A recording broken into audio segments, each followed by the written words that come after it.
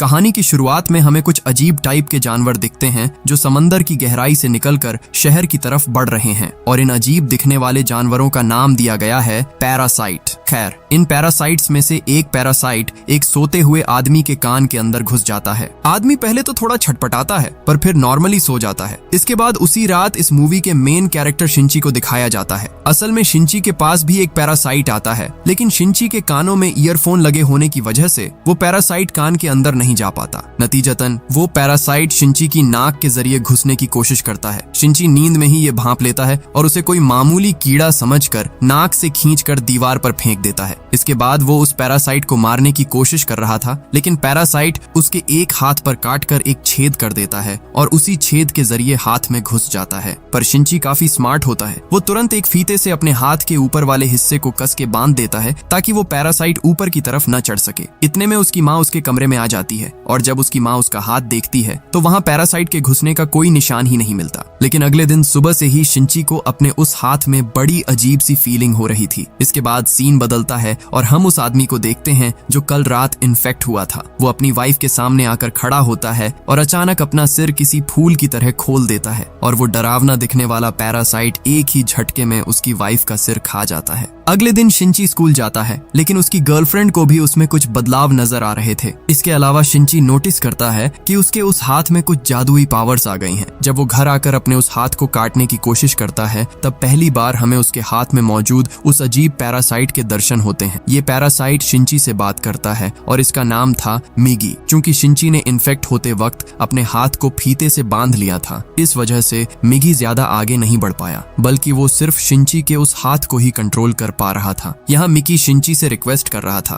ताकि शिंची अपने उस हाथ को काट न डाले, क्योंकि मिकी अपने होस्ट शिंची को कभी कोई नुकसान नहीं पहुंचाएगा। इसके बाद मिकी और शिंची के बीच दोस्ती हो जाती है। इधर मिकी शिंची की किताबें पढ़ रहा था और लैपटॉप भी यूज कर रहा था ताकि वो इंसानों के रहन सहन का तरीका जान सके। दूसरी तरफ बाकी पैरासाइट्स इंसानों को मारकर खा रहे थे। खैर, अगले दिन मिकी शिंची को खींचकर एक रेस्टोरेंट के अंदर ले जाता है, क्योंकि वहाँ कुछ पैरासाइट्स थे और पैरासाइट्स ये समझ सकते थे कि उनके आसपास कोई और पैरासाइट है या नहीं। रेस्टोरेंट के अंदर वो पैरासाइट्स कुछ इंसानों को मार कर खा रहे थे। वे शिंची को देखकर सोचते हैं कि शायद वो भी इन्फेक्टेड है, इसलिए उनमें से एक शिंची को इंसान का मांस खाने को देता है। लेकिन जब उस पैरासाइट को समझ आता है कि शिंची तो पूरी तरह इन्फेक्टेड नहीं है, तब वो पैरासाइट खुद शिंची को खाने के लिए आगे बढ़ता है। लेकिन मिकी उसकी रक्षा करता है और उस पैरासाइट को मार डालता है। इधर पूरे शहर में पैरासाइट्स इंसानों को मार रहे थे, लेकिन सरकार किसी भी तरह समझ नहीं पा रही थी कि आखिर ये लोग मर कैसे रहे हैं। अपने कमरे में लेटे हुए अचानक शिंची मिकी से सवाल करता है कि तुम अपने साथियों से क्यों नहीं कहते कि वे इंसानों को न मारें। यहाँ मिकी जवाब देता है कि इंसान भी तो पशु पक्षियों का मांस खाते हैं। इंसानों का खाना जैसे पशु पक्षी हैं, ठीक वैसे ही पैरासाइट्स का खाना इंसान है।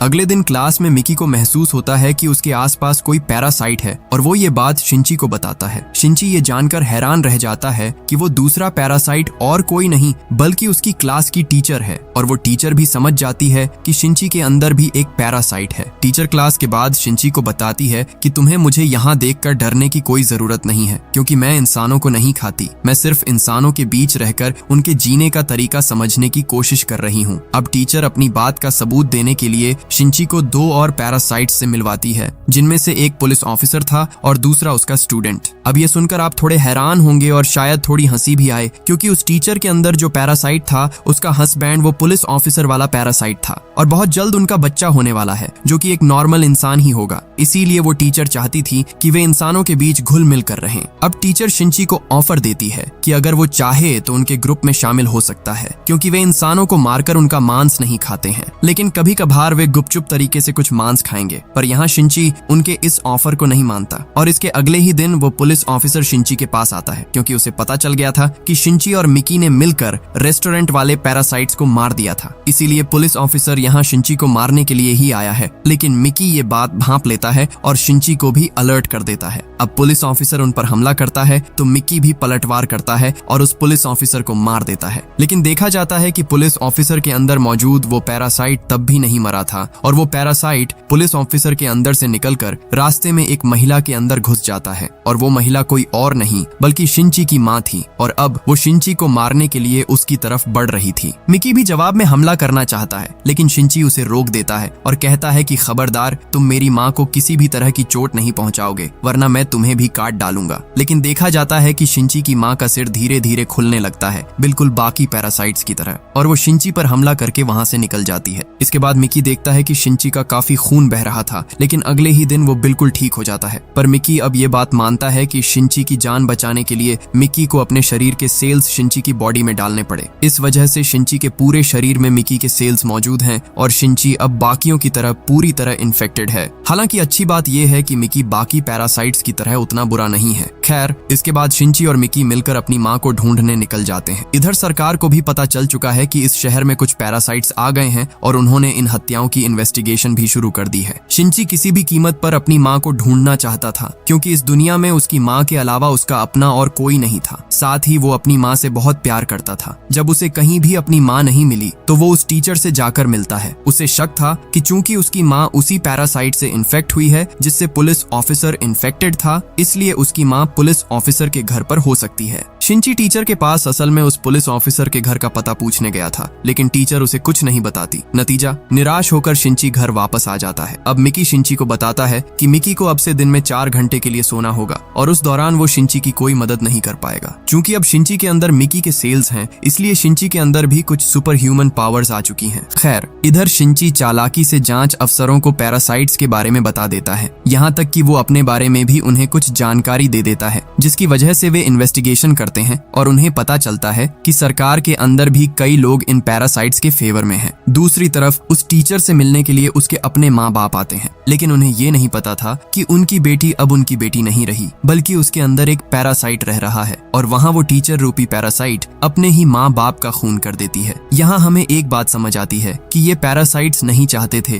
कि किसी भी तरह बाहर के लोगों को पता चले कि उनके अंदर पैरासाइट है क्योंकि इससे उनकी जान को खतरा हो सकता था। अगले दिन स्कूल में शिंची देखता है कि टीचर का वो पैरासाइट वाला स्टूडेंट स्कूल में ड्राइंग टीचर के तौर पर ज्वाइन कर चुका है। वो वहाँ शिंची के साथ धीरे धीरे दोस्ती करने का नाटक कर रहा था लेकिन आहिस्ता सभी स्टूडेंट्स को पता चल जाता है कि टीचर एक पैरासाइट है। इस वजह से वो सभी स्टूडेंट्स पर हमला कर देता है और कई स्टूडेंट्स को मार भी देता है। इसके बाद उसकी नजर शिंची की गर्लफ्रेंड पर पड़ती है। वो उसे मारने ही वाला था कि तभी शिंची वहाँ आ जाता है और अपनी गर्लफ्रेंड को बचाकर वहाँ से ले आता है। इधर वो लेडी टीचर स्कूल की उस बिल्डिंग को ब्लास्ट कर देती है क्योंकि उसे लगा था कि इससे ड्राइंग टीचर के साथ साथ कुछ खराब पैरासाइट्स और गवाह भी मारे जाएंगे। लेकिन इस धमाके में भी वो ड्राइंग टीचर वाला पैरासाइट नहीं मरता, उल्टा वो वहाँ जांच के लिए आए अफसरों को भी मार देता है। इधर शिंची दूसरी छत पर जाकर एक तीर की मदद से उस पैरासाइट को मार गिराता है। इसके बाद शिंची फिर से उस लेडी टीचर के पास जाता है और पुलिस ऑफिसर का पता पूछता है। तब वो टीचर उसे वो पता दे देती है। यहाँ शिंची का अंदाजा बिल्कुल सही था, उसकी माँ उसी पुलिस ऑफिसर के घर पर थी। यहाँ भी शिंची अपनी माँ को किसी तरह समझाने की कोशिश कर रहा था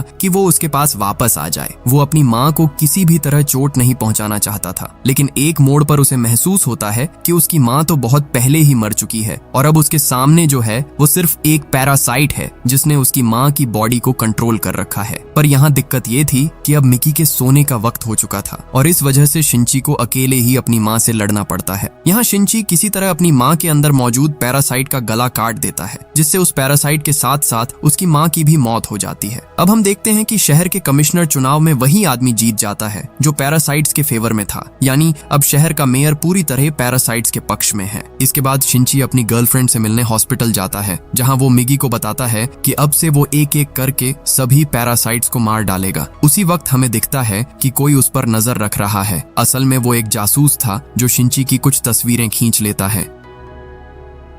इसके बाद शिंची जब अपने घर की तरफ जा रहा होता है तब मिगी उसे बताता है कि उनके आसपास ही कोई पैरासाइट मौजूद है। शिंची पास की एक बिल्डिंग में जाकर देखता है कि एक पैरासाइट इंसान का मांस खा रहा है। वो पैरासाइट शिंची को मारने आता है पर शिंची उल्टा उसे ही मार देता है। आप शायद सोच रहे होंगे कि शिंची खुद पैरासाइट होकर दूसरे पैरासाइट्स को क्यों मार रहा है। असल में शहर में पैरासाइट्स के आने की वजह से शिंची को खुद अपनी माँ को मारने पर मजबूर होना पड़ा था, इसलिए उसने कसम खा ली थी कि वो सभी पैरासाइट्स को खत्म कर देगा। खैर, शिंची को अचानक फील होता है कि कोई उसका पीछा कर रहा है। वो आसपास ध्यान से देखता है पर उसे कोई नजर नहीं आता। हालांकि सच में एक डिटेक्टिव उसे फॉलो कर रहा था। अब हमें शहर का मेयर दिखाया जाता है जो खुद पैरासाइट्स की तरफ है। इसीलिए उसने अपनी ऑफिस बिल्डिंग के एक कमरे में कुछ इंसान रूपी पैरासाइट्स को पनाह दे रखी है, जिनमें शिंची की स्कूल वाली लेडी टीचर भी शामिल है। हाल ही में उस टीचर का एक बच्चा भी हुआ है, लेकिन वो बच्चा पूरी तरह इंसान है और उसके अंदर कोई पैरासाइट नहीं है। इधर मेयर को पता चलता है कि शिंची और उसका पैरासाइट दोस्त मिगी मिलकर शहर के पैरासाइट्स को एक एक करके मार रहे हैं। इसलिए मेयर शिंची और मिगी को मारना चाहता है, लेकिन टीचर कहती है कि चूंकि मिगी शिंची के शरीर के अंदर है, इसलिए शिंची को मारने पर मिगी भी मर जाएगा और इससे हमारा एक साथी कम हो जाएगा। वैसे वो टीचर दिल से अच्छी है और किसी इंसान को नुकसान नहीं पहुंचाना चाहती, बल्कि वो इंसानों के रहन सहन को समझकर उन्हीं की तरह जीना चाहती है। इधर डिटेक्टिव शिंची को फॉलो करते करते एक बार शिंची के हाथों पकड़ा जाता है। जब शिंची डिटेक्टिव पर पैरासाइट से अटैक करने की कोशिश करता है, तब डिटेक्टिव कहता है कि तुम पुलिस के सामने सरेंडर क्यों नहीं कर देते। जवाब में शिंची कहता है कि पुलिस वालों में भी कई लोगों के शरीर में पैरासाइट मौजूद है। साथ ही शिंची को पता चलता है कि इस डिटेक्टिव को उसके पीछे उसकी टीचर ने लगाया है। इसीलिए शिंची अपनी टीचर से मिलता है और पूछता है कि आप ये सब क्यों कर रही हैं और आपके पैरासाइट्स इंसानों को मारकर मांस खाना बंद क्यों नहीं कर रहे। तब टीचर कहती है कि तुम हमारे साथी पैरासाइट्स को क्यों मार रहे हो, उन्होंने तो अभी बस इंसानों का मांस खाना सीखा है,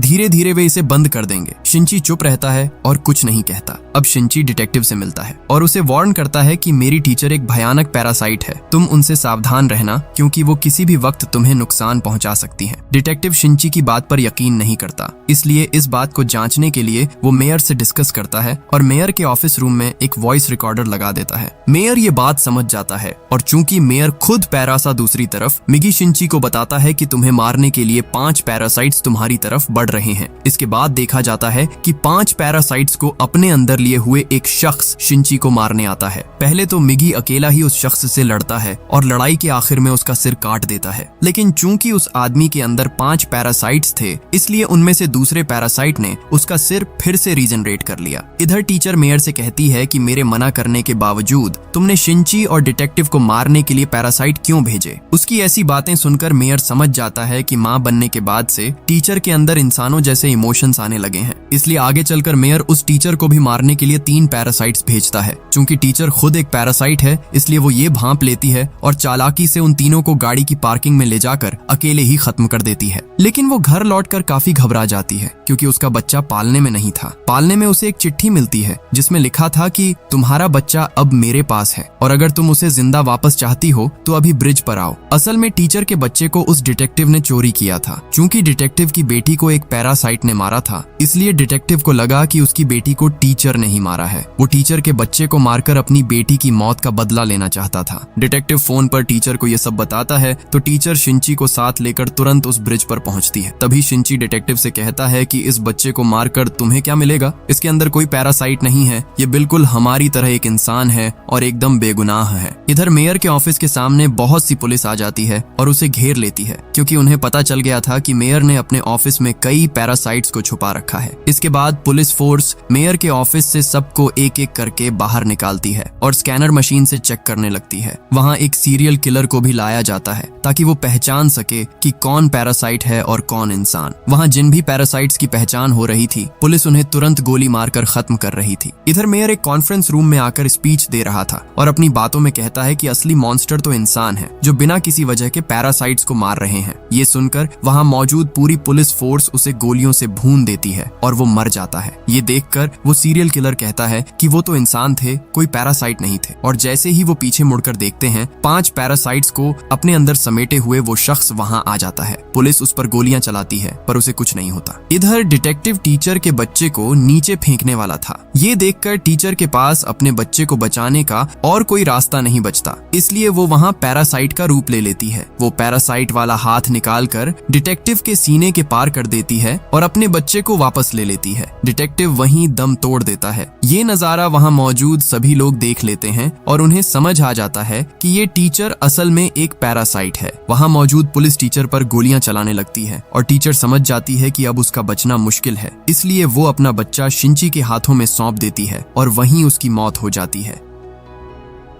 इसके बाद पुलिस शिंची को इन्वेस्टिगेशन के लिए थाने ले जा रही थी। तभी अचानक एक पुलिस ऑफिसर को खबर मिलती है कि 5 पैरासाइट्स वाले उस शख्स ने मेयर वाली जगह पर सभी पुलिस और आर्मी वालों को मार दिया है। इसलिए वो ऑफिसर और शिंची उस जगह के लिए निकलते हैं। तभी रास्ते में गाड़ी से जाते वक्त वो पैरासाइट अचानक शिंची पर हमला कर देता है, जिससे शिंची की गाड़ी का एक्सीडेंट हो जाता है। गाड़ी में धमाका तो होता है पर शिंची को ज्यादा चोट नहीं आती। इसके बाद शिंची भागकर जंगल की तरफ जाता है। जंगल में पहुंचकर शिंची मिगी से कहता है कि जब तक तुम मेरे शरीर से जुड़े रहोगे तब तक वो पैरासाइट हमें आसानी से ढूंढ लेगा। इसीलिए मैं तुमसे रिक्वेस्ट करता हूँ कि तुम मेरे शरीर से अलग हो जाओ। मिगी अपनी दोस्ती का वास्ता देते हुए उसके शरीर से बाहर आता है, यानी शिंची अपना हाथ काटकर मिगी को खुद से अलग कर देता है। ठीक उसी वक्त वो खतरनाक पैरासाइट वहां पहुंच जाता है। मिगी अकेले ही उससे लड़ता है पर आखिर में वो लड़ाई हार जाता है और मारा जाता है। ये देखकर शिंची को बहुत दुख होता है। वो किसी तरह खुद को बचाकर अपने एक दोस्त के घर आता है, जहां उसका दोस्त उसकी बहुत देखभाल करता है और वो जल्दी ही ठीक हो जाता है। एक सुबह शिंची अचानक नोटिस करता है कि उसके कटे हुए हाथ पर मिगी दोबारा ग्रो हो गया है। इसकी वजह ये थी कि जब शिंची की माँ के शरीर वाले पैरासाइट ने शिंची पर हमला किया था और शिंची मर गया था, तब मिगी ने अपने सेल्स देकर शिंची को जिंदा किया था। इसलिए मिगी भले ही शिंची के शरीर से बाहर निकल गया था पर उसके सेल्स शिंची की बॉडी में होने की वजह से मिगी का अंश हमेशा उसके अंदर ही रहेगा। अब शिंची सोचता है कि चूंकि मिगी उसके शरीर में फिर से आ गया है, इसीलिए वो बड़ा पैरासाइट उसे आसानी से ढूंढ लेगा और इससे उसके दोस्त की जान को भी खतरा हो सकता है। इसीलिए शिंची अपने दोस्त को बाएं बोलकर वहां से तुरंत निकल जाता है, लेकिन रास्ते में वही पैरासाइट उसे पकड़कर एक फैक्ट्री में ले जाता है। वहां वो पैरासाइट शिंची पर हमला करता है तो शिंची फैक्ट्री में पड़ी एक पुरानी लोहे की रॉड उस पैरासाइट के पेट में घुसा देता है, पर इससे उस पैरासाइट को कुछ नहीं होता। उल्टा वो कहता है कि शिंची तुम मुझे नहीं मार सकते, बल्कि अब मैं तुम्हें खत्म कर दूंगा और हम सब पैरासाइट्स मिलकर इस शहर पर राज करेंगे। जैसे ही वो शिंची को मारने बढ़ता है तभी मिगी शिंची के शरीर में फिर से जाग उठता है और उस बड़े पैरासाइट को रोक देता है। मिगी उस रॉड को और गहराई से उसके पेट में घुसा देता है, जिससे वो बड़ा पैरासाइट तड़पने लगता है। मिगी शिंची को बताता है कि तुमने जो रॉड उसके पेट में डाली है उसमें काफी केमिकल्स थे, जिसकी वजह से उसकी बॉडी में रिएक्शन होने लगा है और अब कोई भी पैरासाइट उस शरीर में नहीं टिक पाएगा। देखते ही देखते सारे पैरासाइट उस आदमी के जिस्म से बाहर निकल जाते हैं और उस आदमी का कंकाल बड़ी भयानक हालत में नीचे गिर जाता है। इसके बाद शिंची उस कंकाल को उठाकर नीचे जल रही आग में फेंक देता है, जिससे वो आदमी और वो सारे पैरासाइट्स खत्म हो जाते हैं। काफी दिनों बाद जब सब कुछ नॉर्मल हो जाता है तब मिगी शिंची से कहता है कि इस दुनिया में अब मेरे अलावा और कोई पैरासाइट जिंदा नहीं बचा है, इसलिए हमारा इस तरह साथ रहना ठीक नहीं है और मैंने फैसला किया है कि मैं तुम्हारे शरीर से अलग हो जाऊंगा। शिंची उसे मना करता है और कहता है कि तुम जिंदगी भर मेरे शरीर में एक दोस्त की तरह बने रहो, लेकिन मिगी शिंची के शरीर से अलग हो जाता है। इससे शिंची बहुत दुखी होता है और मिगी को याद करने लगता है और यहीं पर ये कहानी खत्म हो जाती है।